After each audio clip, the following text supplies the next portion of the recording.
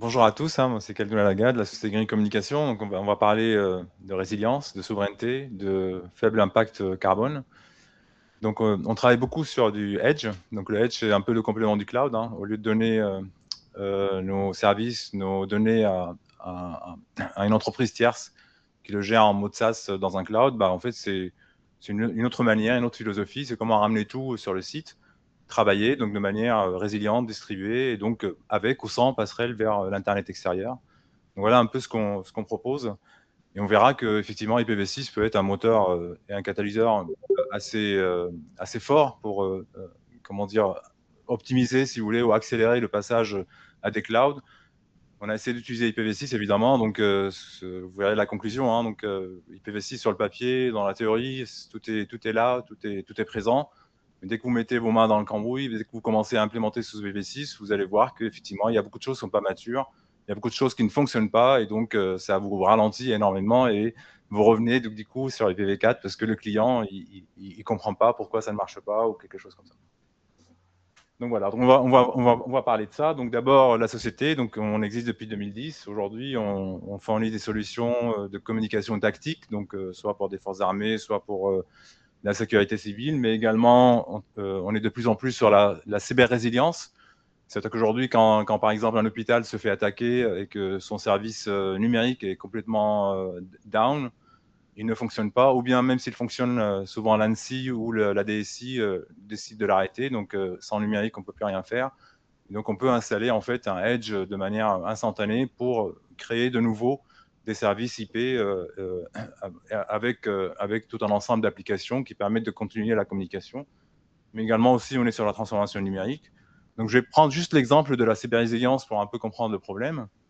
Donc qu'est-ce que c'est la cyber-résilience? Là, vous avez une cyberattaque. Alors, ça peut être aussi une tempête, ça peut être une inondation, ça peut être, on l'a vu par exemple en Espagne, une coupure d'électricité. Donc voilà, vous n'avez plus rien qui fonctionne, donc ni opérateur, ni Internet extérieur. Et donc, comment effectivement, avec une solution, donc nous on l'appelle Internet des Edge, ou en anglais Internet of Edges. Donc, je vais un peu expliquer comment ça fonctionne, comment effectivement créer instantanément, si vous voulez, quelque chose qui permet de continuer à survivre en numérique jusqu'à la reprise d'activité avec plus de résilience avant. Donc voilà, donc ça c'est quelque chose que beaucoup de gens ont connu, donc certains établissements ont subi une cyberattaque. Effectivement, comme il n'y a plus rien qui fonctionne, même pas le mail, les employés de l'organisation vont apprendre la cyberattaque par la presse, donc Le Monde, Le Parisien, Le Figaro, etc. Comme quoi, votre établissement, vous n'êtes pas sur le site, vous êtes à l'extérieur, vous apprenez ça par la presse. Et donc, il n'y a plus rien qui fonctionne. Donc, à part ramener tout le monde dans une AG et puis après leur expliquer ce qui s'est passé, aujourd'hui, on est tous en numérique. Et voilà, c'est quelque chose qui est par défaut. On ne peut plus fonctionner autrement. Peut-être les personnes âgées comme moi, on va dire, on a vécu peut-être il y a 20 ans, il y a 30 ans, le papier et le stylo. Aujourd'hui, la nouvelle génération, c'est quelque chose d'impossible. Ils ne connaissent pas ça. Et donc, c'est important aussi de signaler que quand on fait de la résilience, il faut supprimer toutes sortes de maillons faibles. Quand je parle de maillons faibles aujourd'hui, donc quand par exemple des personnes vous disent je suis résilient parce que j'ai énormément de services en SaaS dans différentes clouds, si un cloud tombe en panne comme celui d'Amazon, j'ai un truc chez Azure, etc. Ils oublient souvent que par exemple pour accéder à ces services-là, il y a un nœud central comme le LTAP, comme un DNS. Vous avez vu quand le DNS d'Amazon est tombé, une partie gigantesque d'Internet est tombée en panne, beaucoup d'applications, beaucoup de services. Et il faut effectivement en fait que tout soit distribué, c'est-à-dire quand un serveur tombe en panne, ça affecte pas le reste. Et ça, c'est quelque chose que nous, en fait, on fournit sans problème. On a plein de serveurs, et les serveurs, quand ils sont en conflit, on a un consensus qui permet de gérer ces conflits-là.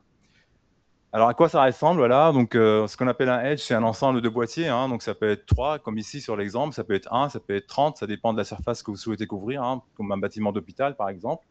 Donc, ces boîtiers-là vont se mettre en réseau. Donc, ça peut être soit à travers le Wi-Fi, soit à travers Ethernet, peu importe. Donc, c'est vraiment un réseau TCP/IP local qui se met en place avec énormément de services qui sont embarqués dessus.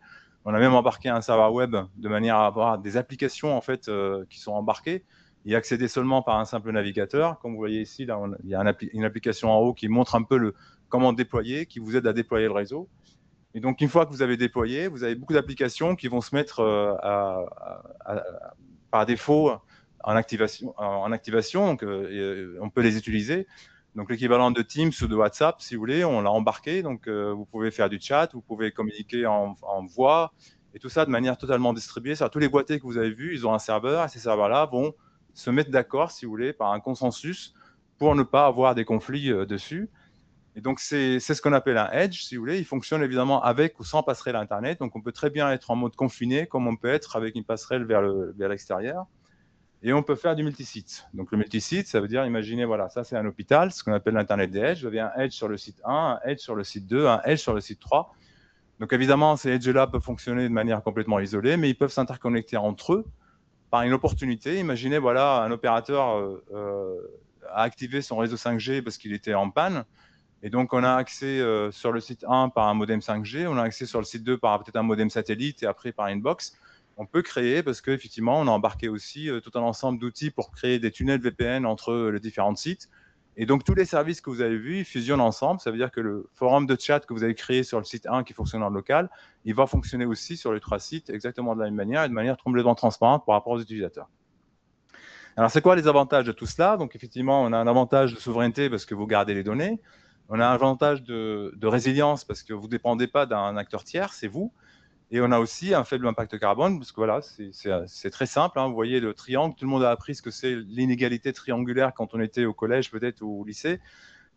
Imaginez qu'on est en train de faire une visioconférence comme aujourd'hui avec Teams ou au GoToMeeting, hein, je pense ce qu'on a. Donc, vous avez un serveur quelque part sur le cloud, je ne sais où, donc ce qui est le point en haut.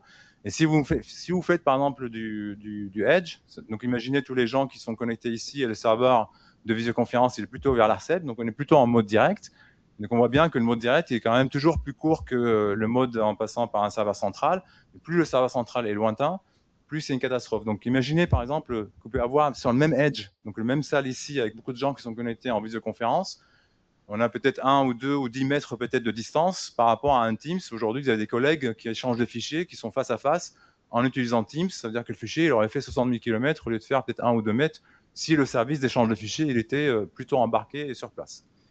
Alors, je vais revenir sur IPv6 hein, une fois qu'on a compris tout cela, parce qu'IPv6 peut être vraiment très important. Vous avez compris, hein, on a pas mal de serveurs qui sont répartis un peu partout et des adresses publiques pour ces serveurs-là, c'est important. Aujourd'hui, c'est quelque chose qu'on ne peut pas obtenir avec V4. Donc, aucun opérateur vous donne. On a essayé aujourd'hui, pour de la résilience, de négocier des adresses IPv4 avec certains opérateurs. Je peux vous dire que le prix de mise en place de la chose, c'est quelque chose qui de l'ordre de 2 000 à 3 000 euros, plus à peu près 1 000 euros d'abonnement mensuel pour avoir quelque chose de similaire à une adresse publique sur un modem V4. Donc voilà, alors qu'avec IPv6, effectivement, normalement, c'est assez natif, et donc vous verrez que c'est quelque chose qui n'est pas facile à obtenir aujourd'hui non plus. Et donc, alors si je reviens au Edge, hein, pourquoi le Edge serait très prometteur aujourd'hui? Je fais le parallèle avec l'argent. Donc, il y a peut-être 100 ans ou 200 ans, les banques se sont créées, ils ont dit à tout le monde, tiens, vous avez de l'argent, vous avez peur de les perdre, je peux vous les faire travailler, donc vous me les donnez, et puis après moi, je le travaille à votre place. Il y a eu tellement d'abus, de crises successives, etc., jusqu'à arriver au subprime en 2007-2008, je ne sais pas si vous vous rappelez, hein, donc c'était une crise majeure, qui a fait des bitcoins qui étaient à l'époque quelque chose de marginal, qu'il a lancé, parce que le bitcoin, c'est quelque chose de distribué, tout le monde peut avoir toutes les transactions, une copie, c'est transparent, etc. Et aujourd'hui, vous savez que le bitcoin, c'est quand même plusieurs milliards de dollars qui sont gérés par plusieurs centaines de milliards de dollars qui sont gérés par le bitcoin, donc c'est quelque chose qui est bien passé à l'échelle. Et le Edge, c'est un peu similaire. Ça veut dire, dans les années 2000, beaucoup de sociétés qui ont dit à tout le monde, tiens, donnez-moi vos données, je vais améliorer votre vie avec les données que je vais traiter. Donc, on a vu Maps, Waze, on a vu tout un ensemble de choses qui permettent de réduire le temps d'attente pour le métro, le bus, pour réduire les embouteillages. Et en même temps, derrière, ces entreprises-là, ils ont exploité ces données-là de manière un peu malhonnête, entre guillemets, on va dire. Et donc, il y a eu plusieurs crises qu'aujourd'hui, les gens cherchent effectivement à la souveraineté, cherchent à se développer. Donc, c'est un peu voilà, un parallèle qui peut nous indiquer que le Edge va se développer quand même. On le voit aujourd'hui pas mal, hein, quand même. Beaucoup de pays demandent effectivement à se réapproprier, si vous voulez, les données, etc. etc. Donc, on le voit assez souvent aujourd'hui. Et donc, voilà. Pourquoi IPv6 est très bien pour le Edge? Parce qu'IPv6, effectivement, on peut avoir une adresse publique. Si vous voulez un serveur qui est embarqué chez vous à l'Edge, je dirais même plus loin, sur votre téléphone. Hein. Donc, aujourd'hui, je peux vous donner un exemple du téléphone. Donc, la vidéo, par exemple. Si vous descendez dans la rue et vous rencontrez une bagarre, donc votre réflexe, c'est de prendre vos téléphones pour pouvoir filmer la bagarre. Donc, c'est ce que tout le monde fait aujourd'hui. Dès qu'on voit quelque chose de bizarre, on le filme. Et après, si on souhaite que les gens regardent cette vidéo-là, qu'est-ce qu'on fait? Ben, on va l'envoyer à une plateforme. Donc, ça peut être, je sais pas, YouTube, Instagram, etc. Et vous perdez la propriété de la vidéo, du coup. Donc, c'est plus à vous. Donc, cette plateforme, elle peut la censurer. Elle peut, comment dire, si vous voulez la retirer, elle peut refuser. Alors que si cette vidéo-là est sur votre téléphone et sur votre téléphone, vous avez un serveur de streaming, mais c'est à vous de décider à quel moment vous voulez la streamer, vous voulez l'arrêter, et cetera. Donc voilà, vous êtes propriétaire de la donnée et vous restez propriétaire jusqu'au bout. C'est un exemple qu'on peut généraliser sur le covoiturage. Il y a plein de choses. Aujourd'hui, si je veux covoiturer, bah, je vais donner mes localisations à une société tierce qui saura plus tard que j'ai covoituré autant, et cetera. Alors qu'on pourrait éventuellement peut-être créer embarquer des serveurs de covoiturage sur le téléphone, etc.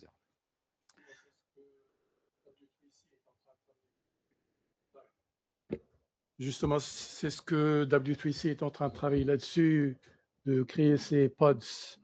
C'est à peu près le même système ou bien? Ben, nous, on a effectivement des produits avec des edge, enfin des serveurs edge qui sont embarqués. Hmm. Et donc, si vous voulez, ça fonctionne un peu sur ce modèle-là. Ça veut dire que chaque boîtier, il a un serveur. Vous voyez, le client, il négocie avec son serveur à lui. Il ne négocie pas avec un serveur extérieur. Donc, comme si la vidéoconférence, elle est créée sur le site, c'est ce serveur-là qui va s'en occuper. Si, par exemple, il y a plusieurs serveurs qui sont avec le même service, ils vont négocier entre eux pour désigner un seul serveur. Donc, c'est un consensus qui est à base de vote. Alors, donc, c'est comme ça qu'on travaille pour avoir un maximum de résilience. Mais justement, ici, l'intérêt est immense. Ouais. Mais voilà, le problème, c'est que si IPv6 n'est pas là, bah, ce système-là, il ne marchera pas. Donc, on a beaucoup de difficultés. Bah, c'est les difficultés qu'on rencontre aujourd'hui avec des vrais clients. Donc, Oui, là, justement, ça c'est très important parce ouais, que si chacun peut avoir un pod de votre ouais, part, c'est-à-dire tout le monde peut vendre ses données privées ouais. contre de l'argent, que ce soit 1 $ ou bien 2 $.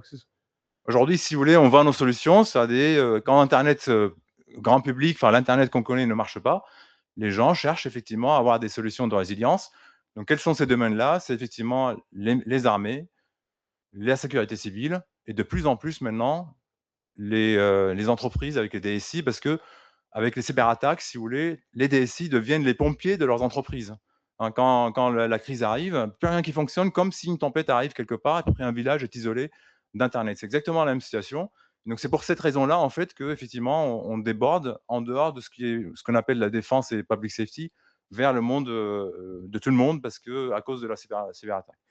Donc les gros problèmes qu'on rentre aujourd'hui, donc on a essayé de faire ce scénario-là récemment pour un hôpital, si vous voulez, qui voulait connecter plusieurs sites en cas d'absence totale d'Internet. Hein, donc imagine le pire cas. Et donc créer cette tunnel-là en fait pour interconnecter les sites et communiquer ensemble. En IPv4, encore une fois, quand on a contacté les opérateurs, les prix c'était faramineux et c'était impossible. Et donc on s'est dit on va se rabattre sur IPv6. IPv6, effectivement, quand vous avez un modem 5G que vous embarquez sur un boîtier, c'est un modem, si vous voulez, avec un système d'opération Linux, avec modem manager, etc. Donc, vous verrez que, par exemple, ce que je disais tout à l'heure, hein, que l'IP que vous obtenez, c'est un /128. Donc, du coup, vous êtes obligé de natter derrière. Quand vous essayez de faire un tunnel entre deux, le trafic entrant est filtré par le firewall de l'opérateur. Donc, oubliez les serveurs. Donc, c'est pas possible. Alors, effectivement, dans IPv6, on peut contourner cela. Si vous connaissez les adresses publiques des deux côtés, vous pouvez effectivement contourner c'est un contournement, hein, donc c'est un hack en quelque sorte, le fait de filtrer en envoyant, mais ça se fait seulement par UDP. Par TCP, c'est très compliqué à le faire, mais par UDP, ça se fait. Donc effectivement, vous le faites, sauf qu'après, vous découvrez que les opérateurs aujourd'hui, quand ils donnent des V6 à des mobiles, bah, c'est des V6 qui ne sont pas fixes, qui sont dynamiques. Donc une fois que la session est créée, l'adresse IP change, tout est cassé. Voilà, vendre ça, si vous voulez, à un hôpital qui se moque complètement de qu'est-ce qu'il y a comme technologie derrière, c'est tout ce qu'ils veulent, c'est effectivement interconnecter des sites pendant une crise. C'est pas leur business, donc si vous voulez, la solution n'est pas viable. Qu'est-ce qu'il y a d'autre aussi est-ce qu'il y a d'autres? Voilà, donc ça, c'est un peu les problèmes majeurs qu'on a rencontrés, que si on avait IPv6, ça aurait été vraiment parfait. Alors, il y a eu aussi des problèmes des MTU. Donc, par exemple, on utilise WireGuard pour pouvoir créer les tunnels. Et on découvre qu'en V4, bah, en fait, il fonctionne sans problème. Il arrive à détecter le MTU qu'il faut, etc. Et en V6, bah, on a des problèmes des MTU. Donc, vous êtes obligé de fixer la taille des paquets à la main pour justement ne pas avoir ces problèmes des MTU. Donc encore une fois, voilà, aujourd'hui, les réseaux V6 des opérateurs, alors je ne parle pas que mobile, hein, mais aussi sur les fibres, hein, c'est pas mature encore. Il y a énormément de bugs, il y a énormément de retours, si vous voulez, qui manquent pour pouvoir corriger tous ces problèmes-là. Et donc, en effet, la conclusion, c'est tous les avantages qu'on peut avoir avec V6 ne sont pas implémentés aujourd'hui, ne sont pas proposés. Donc, le réseau V6 aujourd'hui, c'est l'équivalent de V4 en termes de fonctionnalité, mais beaucoup moins bon en termes de maturité. Et du coup, c'est pour cette raison-là, essentiellement, si vous voulez, pour moi, aujourd'hui, les gens ne veulent pas passer à V6 parce que c'est plus de travail, plus de mal de tête pour, au final, avoir exactement les mêmes services que nous avons sur V4. Et donc, il faut quand même que tout ça, ça s'ouvre. C'est-à-dire que les adresses V6 ont été faites pour avoir des adresses publiques, pas pour faire du NAT derrière. C'est pour aussi être contacté de partout. C'est pas pour rester, encore une fois, sur un modèle SaaS à dépendre d'autres entreprises et ne pas avoir cette indépendance. Et donc voilà, c'était la conclusion. Je ne sais pas si vous avez des questions. Il y en a eu entre-temps. Allez-y, allez-y. En fait, j'ai pas de questions, j'ai juste une réponse à votre problème de VPN. C'est ce que je vous disais tout à l'heure, c'est que le path MTU Discovery, vous le bloquez quelque part. Enfin, je pense pas que ce soit les opérateurs qui le bloquent pour moi. Enfin, je sais pas ce que font les autres, mais pour moi, ce ne sont pas les opérateurs qui le bloquent. En fait, il y a forcément alors quand on fait un traceroute, on le voit qu'il est bloqué quelque part. Donc il y a un firewall quelque part qui est bloqué. Alors, quand je parle d'opérateur, c'est pas forcément celui qui nous donne l'adresse IP. C'est aussi d'autres derrière qui gèrent un pan d'internet, si vous voulez, qui vont bloquer ce truc-là. Donc voilà, vous voyez quand même que les choses sont bloquées quelque part et ça n'arrive pas jusqu'au bout, tout simplement. Ah oui, ça on le voit tout à fait. Ouais.